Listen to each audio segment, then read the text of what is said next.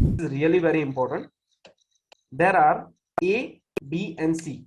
You know, A, B, and C type of fibers. A is further divided into A alpha, A beta, A gamma, A delta. Okay, so let me be very clear. A are heavily myelinated. It will be very, very thick, whereas CV is very lightly myelinated. Almost you can say unmyelinated. Okay, unmyelinated.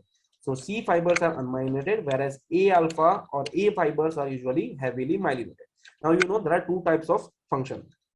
One is like proprioception, tube touch discrimination, vibration. These are the senses that are very much advanced senses. Okay. Now you remember, if you want a sense that is so much advanced, you believe that there are two types of road, as our great sir had told us that there are two types of road. One is like village road. Okay, these are dusty, lumpy, bumpy roads. Okay, on that we have to just take our car at 20 kilometers per hour. We cannot run so fast. Okay, and one more type of road are like expressway. Okay, these are the heavily myelinated. Expressway means you are going at the speed of 160, 150 kilometers per hour. Okay, so if that fast, if you need that swiftness in delivering a particular parcel, what do you need? Those roads should be very much smooth. Okay, and those should be heavily myelinated. So remember the old function and the highway, that is I am talking about the expressway. Okay, the old village roads are lumpy banking. Okay, they don't have proper myelination.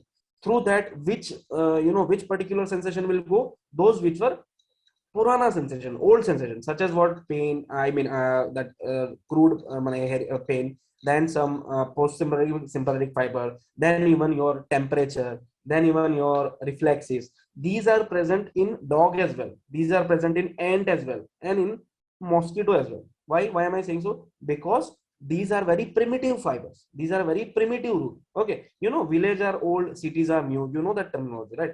So villages, in that there are primitive sensations. So pain, temperature, these all sensation are usually taken through which fiber? Usually unmyelinated, usually through the purana road, old road. But the new fibers such as proprioception, pressure, touch. Okay, now sometime you may say, sir, you just now said pain is through purana pathway. It is like old pathway, that is unmyelinated. But why is it so that when I just sharply here pinch and immediately my hands goes like this? Why is it so? So you may know that pain is of two types. One is through the fast fiber and one is through the slow fiber. The one which is sharp and one which is properly localized, it is through the sharp fiber. So it should go with the A fiber. Whereas the one with the like abdominal pain, if you ask where is it paining, like chest pain, it is paining over here. One cannot say it is paining over here. If it is saying pinpointing that it is paining over here, it should have been what? It should have been your fast fiber. But here it is slow fiber I'm talking about. So hope this is clear for you. Again, I told you A are myelinated, C is unmyelinated. A will take the higher sensation; those are going through the our expressway like that. So A alpha, remember, ultimately you have to remember this table. A alpha is for proprioception. A beta is for touch and pressure. Okay, this is the fine touch. Please remember. Then A gamma is motor to muscle spindle. Okay. A delta is again pain, cold and touch. Again pain, this A delta fiber is fast pain. Remember, please remember, this is fast pain. Okay, so this is fast pain. All right, then let me just write over here, that would be better. It is for fast pain. Okay, so this is for fast pain. All right, then B fiber are preganglionic autonomic fibers. Okay, C fiber are usually pain, temperature but mechanism, but these are what? Dull. These are dull pain. All right, and C is like post ganglionic sympathetic fiber. So this table is must. Out of these two, the slide that you are checking right now, one is over here and one is over here. One question I'm expecting. Okay, now let's see the effect of local anesthesia. What do you think? If a thing is heavily insulated and myelinated, local anesthetics will work easily on that? No, it cannot work. That is why it is myelinated. So A alpha, A beta, these cells, A is least affected. Highest affected is C, then B, and then A. CV. Okay. What about pressure? It is A alpha, A beta, A gamma, A delta, and finally B. Completely ulta. Remember just one thing, this question has been asked, hypoxia, it is back. Okay, so remember like this, it is a mnemonic, back. When there is hypoxia, you show your back. Okay, BAC. So B is most affected. There is mechanism behind that. It is out of the scope right now for me to teach you that, but just remember like this. So this has been a question in past. All right, let's see some very important fibers. That is the your pain pathway, your temperature pathway, your lateral column, dorsal column. Let's see that. All right. So first over here, please look over here. See, these are unmyelinated C fiber, and these are myelinated A delta fiber. Which pathway are we talking about? Definitely pain. Look over here. A delta, that is for pain, and your C fiber, that is for pain.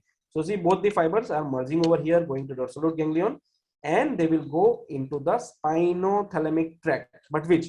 Lateral or anterior? It is going to the lateral side. See, lateral spinothalamic tract. So from the spinal cord, it is going upwards into medulla, into pons, and then finally it is going into the ventro. This is important. VPL, that is the ventroposterolateral nucleus, and ultimately going to the posterior limb of capsule, internal capsule. This is also important. This VPL, where is it present? VPL is present inside the thalamus. Okay, it is present inside the thalamus. Okay, so inside the thalamus, this VPL nucleus is present, and from that it is going to the internal capsule, and finally the radiation and into your cerebral cortex. Why we are taking it to cerebral cortex? Because one should know that I'm getting pain, so cortex must be informed. All right. So this was which pathway? Lateral pathway. That is the lateral spinothalamic tract. Hope this is clear for you guys. All right. Then okay, you have to see the first order, second order, third order neuron. You just refer your books regarding that. Okay, so let's move forward. Let's move forward and see this tract. Okay, I'm telling you, let's see this tract. I'm trying to increase the size of it a bit. Okay, hope is it visible now? Okay, is it visible now? Hopefully it is visible. Okay, let me just put it in this perspective like this. Okay, so let's see what we are dealing with. This is the, just a minute, let me just put it a little bit up. Okay, now this is fine. Okay, so as I have told you, for the sensation there are two pathways. Just remember, for the sensation there are two pathways. One is the spinothalamic tract and one is the dorsal column. Spinothalamic tract is dealing with temperature, pain, temperature. Lateral spinothalamic tract, I already said. And the one it is in dorsal column, that is the highway. Okay, these are the highway. Highway means what? Proprioception, vibration, this sort of feelings will be going through the posterior column. So see, look over here, the pathway, these are coming through this A alpha or A beta, this sort of this thing. Then it is going into the posterior part of spinal cord over here. There is fasciculus gracilis and fasciculus cuneatus. With the help of that, they are ascending backward till what? Till medulla. Okay, they are ascending backward till medulla. There will get the nucleus. Okay, so there are nucleus gracilis and nucleus cuneatus. Now what is going to happen? From here, both will change the side and again ascend. Okay, so they will cross. Okay, so that is internunciate fibers, these are called. Okay, so these are crossing, and then again they will go up, they will ascend upward. They will ascend as the with medial lemniscus. Okay, they will ascend as medial lemniscus. All right, and finally again they are going to thalamus and after. So here also these are the second order neuron. After the thalamus, they are the third order neuron, and first order are till here, till medulla it is the first order. So till here medulla it is the first order. From medulla to thalamus it is the second order, and from thalamus to your cortex it is the third order.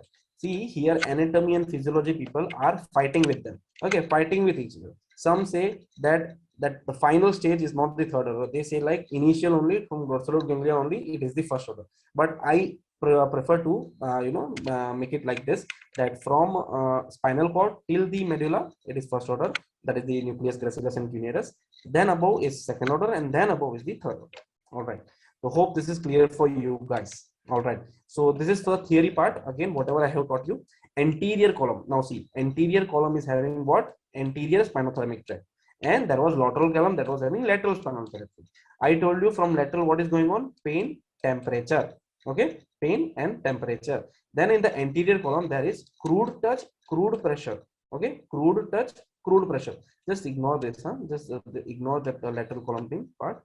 All right, then the ventral spinothalamic tract. There is ventral spinothalamic tract, that is responsible for subconscious kinetic sensation from muscle and joint.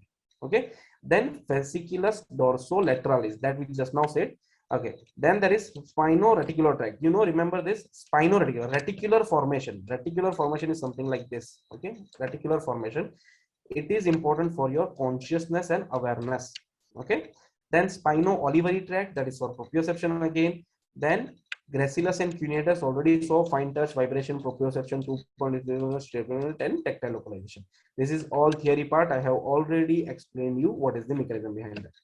Then there are the descending pathway. Okay, descending is corticospinal tract. Okay, no, this is important. Corticospinal tract can be divided into two. That is the anterior corticospinal and the lateral corticospinal tract. So let's look over here. This is, I have drawn over here corticospinal tract in this particular image. See, from here cortex, I mean not cortex, this is the midline. From here cortex, I am giving the signal that I should raise my left hand like this. So for that, signal should come from where? From cortex, from the motor cortex. From motor cortex, it will go into the pyramids. Okay, this is the pyramid.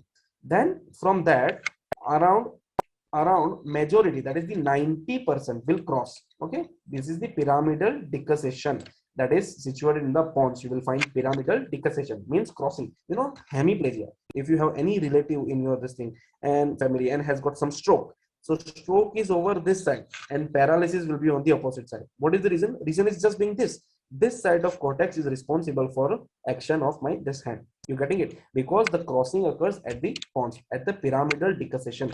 So meaning medulla. Okay, around medulla you can say, not exactly that. So medullary pyramid, at the medulla, at the level of medulla, there will be decussation. And that part of medulla is called self pyramid because it is a part of pyramidal tract. Okay, so let's go forward. These corticospinal tract that I'm talking about, basically these are responsible for your motor function, and from that most important is corticospinal tract, that is lateral and anterior corticospinal tract. You can also call them pyramidal tract, and they are going from where to where? From cortex to medulla, to to pons to medulla. Inside the medulla where? Medullary pyramid, then crossing and descending as lateral corticospinal tract, 90%. But remember, around 8 to 2 to 8%, that is 10%. That is usually in layman language we say 10% of this are descending as anterior corticospinal tract. So there are now two tracts. One is the lateral corticospinal tract and one is the anterior corticospinal tract. This anterior corticospinal tract is basically responsible for what? It is responsible for your tone. Okay, so some muscle tone. Whenever you are sleeping also, there is some particular amount of tone. You are standing, some tone is maintained inside your body. That tone is maintained by this anterior spinal tract. The remaining all major important player over here is lateral corticospinal tract.